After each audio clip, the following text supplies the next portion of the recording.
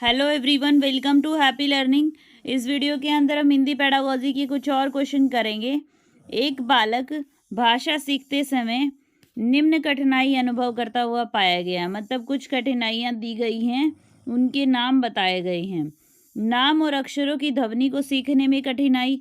वो जो नाम और अक्षर सीख रहा है उसकी ध्वनि प्रोड्यूस करने में उसको कठिनाई आ रही है।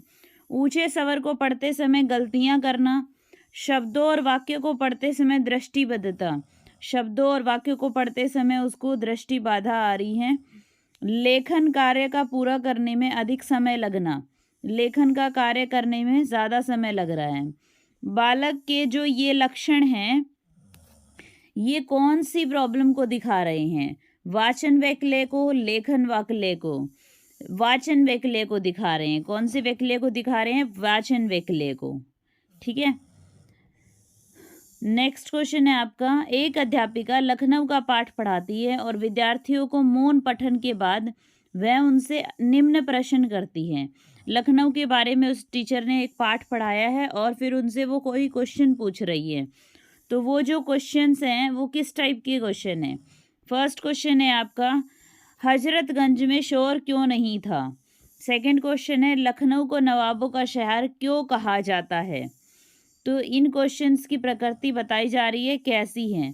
निम्न क्वेश्चंस में ए और बी प्रश्नों की प्रकृति परिभाषित करती हैं।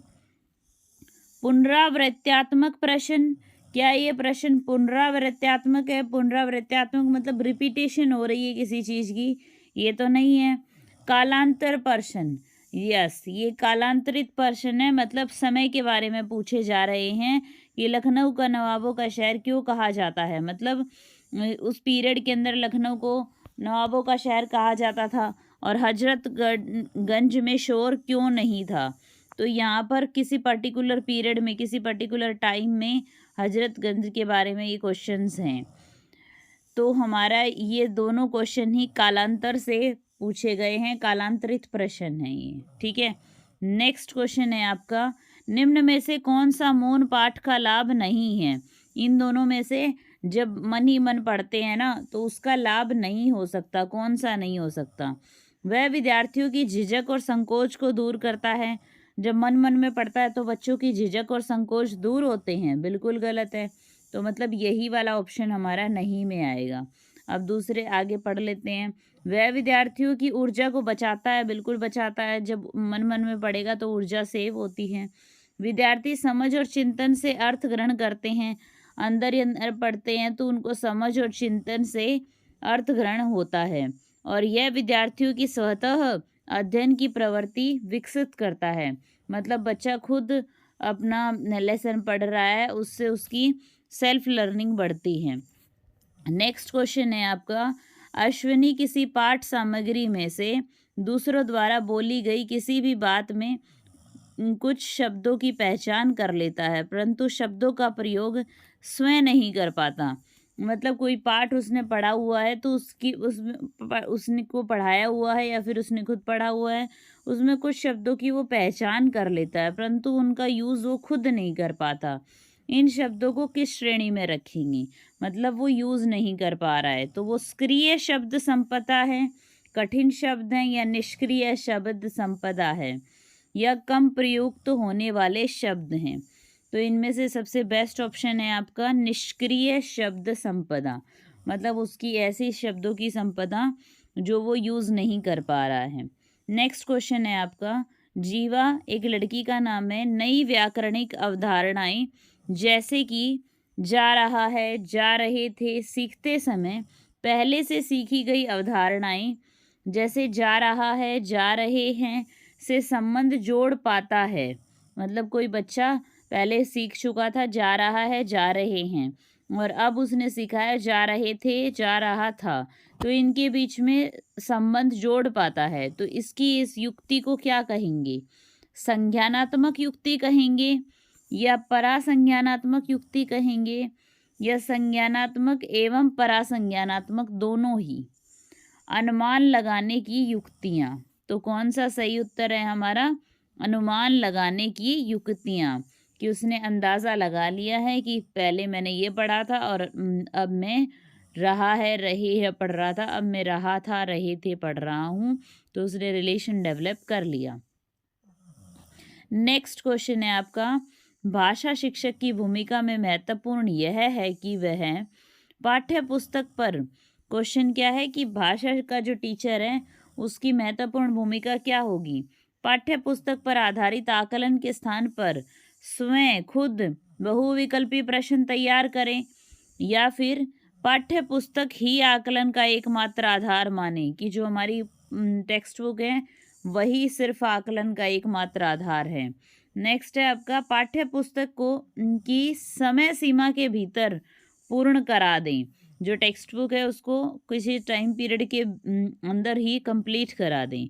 नेक्स्ट है आपका, पाठ्य पुस्तक की सीमा से स्वतंत्र होकर विविध संदर्भों में भाषा के प्रयोग को महत्व दें। मतलब ऐसा आंसर जब भी हमें मिलेगा तो इसके लिए हमें हमेशा ध्यान में रखना है, जब भी हम डिफरेंट संदर्भों के बारे में भाषा की बात करते हैं तो वो बिल्कुल सही होगा। ठीक है, तो यही आंसर हमारा सही होगा कि पाठ्य पुस्तक से आज़ाद होकर, मतलब टेक्स्ट बुक से बाहर निकलकर हम बच्चों को एग्जाम्पल देते हैं ना, उनकी डे टू डे लाइफ से रिलेट कर तो टेक्स्ट बुक से की सीमा से आज़ाद होकर अलग अलग तरीके से रिलेट करके उसको भाषा का प्रयोग सिखाया जाता है। नेक्स्ट क्वेश्चन है आपका, भाषा झिझक के रूप में क्या महत्वपूर्ण है, भाषा शिक्षक के रूप में क्या महत्वपूर्ण है। अगर भाषा टीचर है कोई तो उसके लिए क्या महत्वपूर्ण होगा, बच्चों द्वारा त्रुटि रहित, मतलब गलती ना करें ऐसी भाषा बच्चे यूज़ करें, ये तो बिल्कुल ही गलत होगा। बच्चे, क्योंकि बच्चे गलतियां तो करते ही हैं ना, हर एक ह्यूमन बीइंग एरर करता है। बच्चों से पुस्तकें पढ़वाना, सिर्फ बच्चों से पढ़वाएंगे हम, तो ये भी सही नहीं बन रहा है। नेक्स्ट आपका, बच्चों द्वारा बेझिझक, मतलब वो खुलकर भाषा का प्रयोग करें, तो ये कुछ ऑप्शन सही लग रहा है बट हमें नेक्स्ट ऑप्शन भी पढ़ना चाहिए। बच्चों से विस्तार गृह कार्य करवाना, बहुत लंबा उसको होमवर्क दे देना, ये तो बिल्कुल ही गलत है, तो यही ऑप्शन आपका बिल्कुल सही होगा, बच्चों से बेझिझक भाषा का प्रयोग करवाना। नेक्स्ट है आपका, आपकी दृष्टि में जो अभ्यास होता है वो क्या हो सकता है, पाठ को समझने में मदद करता है, बच्चों को तार्किक बनाता है, बच्चों को भाषा के बारे में बताता है, बच्चों को उत्तर देना सिखाता है। तो सबसे बेस्ट ऑप्शन हमारा क्या हो सकता है, अभ्यास, बार बार प्रैक्टिस करने से पाठ को समझने में मदद मिलती है। ठीक है, नेक्स्ट है आपका, हिंदी भाषा शिक्षक का यह प्रयास होना चाहिए कि वे, जो हिंदी भाषा का शिक्षक होता है उसका क्या प्रयास होना चाहिए कि बच्चों को भाषा संबंधी सहज रचना शक्ति को बढ़ने का अवसर दें। ये क्वेश्चन आई थिंक दोबारा आ चुका है, मैं पहले की क्लासेस में ये करवा चुकी हूँ। बच्चों की भाषा संबंधी सहज रचना शक्ति को बढ़ने का अवसर दें, या फिर बच्चों को मातृभाषा के स्थान पर हिंदी का ही प्रयोग क्लास में करवाएं, ये तो बिल्कुल गलत है, क्योंकि ये तो हमारा NEP भी बिल्कुल मना करता है, बोलता है मातृभाषा का यूज़ हमें करवाना चाहिए ताकि बच्चे अपनी बात खुल कर कह सकें। बच्चों द्वारा मानक मतलब स्टैंडर्ड लैंग्वेज का ही प्रयोग करवाएं, बिल्कुल गलत है। बच्चों को शिक्षाप्रद बाल साहित्य पढ़ने पर का अवसर दें, ये सही है, बट फर्स्ट ऑप्शन इसके साथ ही इंक्लूड हो रहा है, बच्चों की भाषा संबंधी सहज रचना शक्ति को बढ़ने का अवसर दें, क्योंकि उनकी क्रिएटिविटी तभी डेवलप होगी जब वो अलग अलग चीज़ें पढ़ेंगे। नेक्स्ट क्वेश्चन है आपका, एक भाषा अध्यापक को बच्चों में, कोई लैंग्वेज का टीचर है उसको बच्चों में क्या करना चाहिए, ये भाषा से मतलब हो रहा हो ना, तब क्वेश्चन के अंदर इंग्लिश में भी आ सकता है ट्रांसलेट करके और हिंदी में भी, दोनों में हेल्प करेगी ये क्लासेस आपकी। फर्स्ट ऑप्शन है आपका, भाषा सिद्धांतों की समझ विकसित करना, जो भाषा के सिद्धांत है उनकी समझ देनी चाहिए बच्चों को। अलंकारिक भाषा का प्रयोग की समझ विकसित करना, अलंकारिक का मतलब होता है भाषा का जो श्रृंगार होता है, कुछ शब्द जैसे यूज़ कर लिए जाते हैं भाषा को सुंदर बनाने के लिए, उनको अलंकारिक भाषा बोलते हैं। विविध संदर्भों में भाषा प्रयोग की क्षमता को विकसित करना, तो ये आपका राइट ऑप्शन होगा। अलग अलग संदर्भों में भाषा के प्रयोग की क्षमता को विकसित करने पर बल देना चाहिए किसी भी भाषा शिक्षक को।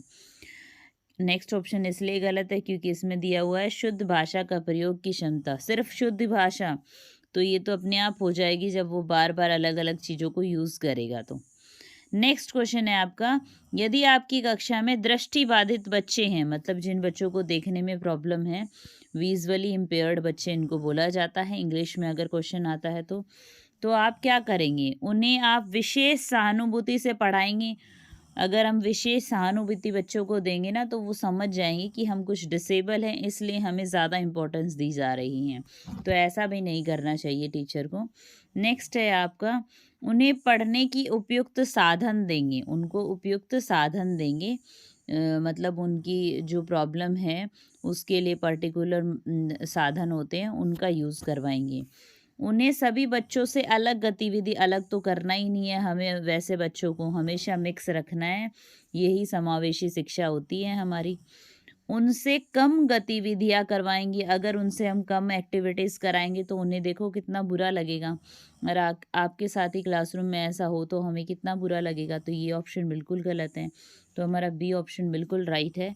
उन्हें उपयुक्त साधन देंगे पढ़ने के लिए। नेक्स्ट क्वेश्चन है, आप मानते हैं कि अलग अलग तरह की सामग्री पढ़ने के अवसर मिलने से, अगर बच्चे को अलग अलग तरीके की सामग्री दी जाए, ऐसा उसको अवसर मिले तो क्या होगा? भाषा को विविध संदर्भों में प्रयोग करने की समझ बनती है। फर्स्ट ऑप्शन बिल्कुल सही है, बट आगे भी देख लेते हैं। व्याकरण की सम्मत भाषा सीखने को मिलती है, मतलब अलग अलग अवसर मिलेंगे तो क्या व्याकरण की सम्मत भाषा सीखने के अवसर मिलते हैं? नहीं। नेक्स्ट है आपका, किताबों के बारे में जानकारी मिलती है। किताबों के बारे में तो जानकारी मिलती ही है, अलग अलग तरीके की लेखकों के बारे में भी जानकारी मिलती है। पर सबसे बेस्ट ऑप्शन आपका क्या है? फर्स्ट ऑप्शन, भाषा को विविध संदर्भों में प्रयोग करने की समझ बनती है अगर हम अलग अलग सामग्री बच्चे को देते हैं पढ़ने के लिए तो। ठीक है। नेक्स्ट है आपका निपुण भारत। इसके अंदर से क्वेश्चन जरूर बनेगा आई थिंक। तो पर्टिकुलर टॉपिक तो आपके एग्जाम में नहीं दिया है, बट ये टॉपिक बहुत ही इंपॉर्टेंट है क्योंकि एनईपी के अंडर आया है। निपुण भारत अभियान का उद्देश्य है कि बच्चे पढ़ने लिखने में निपुणता अवश्य प्राप्त कर लेंगे। अब निपुण भारत ये इंग्लिश में भी आ सकता है और आपका सीडी में भी आ सकता है, ये ऐसे लिखा जाता है। ठीक है, निपुण इंग्लिश के अंदर। और इसमें निपुणता आवश्यक कब तक प्राप्त कर लेता है? 3 टाइप की निपुणता, बच्चे पढ़ने में, लिखने में और अच्छे से अपनी एक्सप्रेशन करने में, मतलब अपना जो भी उनकी थॉट प्रोसेस है उनको अच्छे से एक्सप्रेस कर पाए। ये कैसे वो मतलब किस क्लास तक वो एबल होगा, कक्षा 3 तक पहुँचेगा तब तक वो अच्छे से ये तीनों गतिविधियाँ कर पाएगा। एक तो उसका जो कैलकुलेशन है प्लस माइनस का, ये अच्छे से होने लग जाएगा, और पठन और लेखन का। ठीक है, तो ये 3 चीज़ें आती थी निपुण भारत के अंदर। नेक्स्ट है आपका, जब शिशु 2 या 3 महीने की आयु में स्वर और ध्वनियों को बोलने में सक्षम हो जाता है तो उस अवस्था को क्या कहते हैं? मतलब 2 या 3 महीने का जब बच्चा होता है तो वो कुछ आवाज़ें करने लगता है। इन आवाज़ों को क्या कहते हैं?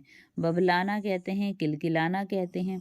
बबलाना बैबलिंग बोलते हैं इंग्लिश में, किलकिलाना को कूइंग बोलते हैं, और एक शब्द बुदबुदाना मतलब 1 वर्ड बोलने शुरू कर देता है। एक रूप विधान मतलब मॉर्फेम जिसको बोला जाता है। तो इसके साथ इसमें हमारा आएगा 2 या 3 महीने का बच्चा कूइंग करने लग जाता है, किलकिलाना शुरू कर देता है। बैबलिंग करता है आपका लेस देन 2 और 3 मंथ्स। ठीक है, तो ये आपकी स्टेजेस हैं जिसमें ये आता है आपका वीक्स का बच्चा बैबलिंग करने लगता है, और किलकिलाने में आता है आपका 2 और 3 मंथ्स का। और एक शब्द का जब बुदबुदाना होता है इसमें आपका टाइम पीरियड आता है 6 मंथ का, और इसमें मॉर्फिम के अंदर आता है आपका 1 ईयर का। नेक्स्ट है आपका, कबीर 6 भिन्न भाषाओं 6 भिन्न भाषाओं का प्रवाह एक साथ बोलता है, प्रवाह के साथ बोलता है। यह भाषाई योग्यता उसे क्या बनाती है? कबीर एक बच्चा है जो 6 अलग अलग भाषाओं के प्रवाह को एक साथ बोलता है। ये भाषा की योग्यता कैसी है उसकी? बहुभाषी है, अलग अलग भाषाएं बोल रहा है ना। पियाजे के अनुसार बच्चे के समग्र बौद्धिक विकास के लिए सबसे ज़्यादा महत्वपूर्ण क्या है? भाषा की कोई भूमिका नहीं है, बिल्कुल ही गलत है। भाषा ही सबसे महत्वपूर्ण पहलू है। बी ऑप्शन बिल्कुल सही है। एकमात्र पहलू है ऐसा तो नहीं कह सकते हम। भाषा विकास का अंग नहीं है, ये ऑप्शन बिल्कुल ही गलत है। फर्स्ट भी बिल्कुल गलत है। तो एकमात्र भी नहीं हो सकता, क्योंकि पियाजे ने भाषा की बात करी है और विचार की भी बात करी है। नेक्स्ट क्वेश्चन है आपका, चॉम्स्की की परिभाषिक शब्दावली सहजता योग्यता को किस रूप में समझा सकती है? चॉम्स्की बात करते हैं लेड की, हमारी लैंग्वेज एक्विजिशन डिवाइस की, जो ये बोलते हैं जन्मजात होता है, बच्चे के अंदर इनेट होता है और ये हमें मतलब नेचुरली बच्चे के अंदर आता है, एनवायरनमेंट से ये गेन कर लेता है, मतलब जन्म से ही होता है ये। भाषा अर्जन का एक उपकरण लेड, यही चॉम्स्की का है। सक्रिय अनुकूलन, अगले ऑप्शन तो बिल्कुल ही डिलीट हो जाते हैं, क्योंकि फर्स्ट ऑप्शन में ही हमें आंसर मिल गया, फिर भी हमें अगले ऑप्शन देखने चाहिए। तो चॉम्स्की आते ही भाषा अर्जन वाला ऑप्शन बिल्कुल सही है। नेक्स्ट है आपका, प्रथम भाषा अर्जन क्या है? प्रथम भाषा अर्जन मतलब आपकी मदर टंग, अर्जन मतलब एक्वायर की जाती है, वो अपने आप हो जाती है, जो इनडायरेक्टली होती रहती है। शिक्षार्थी को सचेत प्रयास है, वो सचेत प्रयास ऐसा कुछ नहीं करता है, अचेतन रूप से होती है। विद्यालय की प्रमुख गतिविधि है, नहीं, क्योंकि विद्यालय का तो अर्जन में कोई काम ही नहीं है। प्रशिक्षण के द्वारा ट्रेनिंग दी जाती है अर्जन की, नहीं, मदर टंग की कोई ट्रेनिंग हमें नहीं दी जाती है। प्राकृतिक प्रक्रिया है, नेचुरल है, अचेतन रूप से होती है। ऐसा कक्षा जहां बच्चे अपनी मातृभाषा से शुरुआत करते हैं, उसके बाद उन्हें अतिरिक्त भाषाओं का शिक्षण दिया जाता है, यह क्या कहलाता है? द्विभाषी कक्षा कहलाती है, बुनियादी कक्षा कहलाती है, या मानवीय उपागम कहलाती है, बहुभाषी कक्षा? तो जहाँ पर बच्चों को मातृभाषा में शिक्षण दिया जाता है और फिर वो कोई दूसरी लैंग्वेज सीखता है, इसे बोलते हैं हम बहुभाषी कक्षा, जिसमें वो ऑलरेडी मतलब अपनी भाषा को जानता है, मातृभाषा को, और अब वो दूसरी लैंग्वेज सीखेगा, तो इसे बोलेंगे हम बहुभाषी शिक्षा। ठीक है, तो thank you so much for watching my video. और अगर आपको मेरा कंटेंट पसंद आता है तो प्लीज़ वीडियो को लाइक करें, चैनल को सब्सक्राइब करें और शेयर करें। जिसको भी नीड है उसको ज़रूर शेयर करें, सो दैट मेरी भी हेल्प हो सके और उनकी भी हेल्प हो सके। Thank you so much again.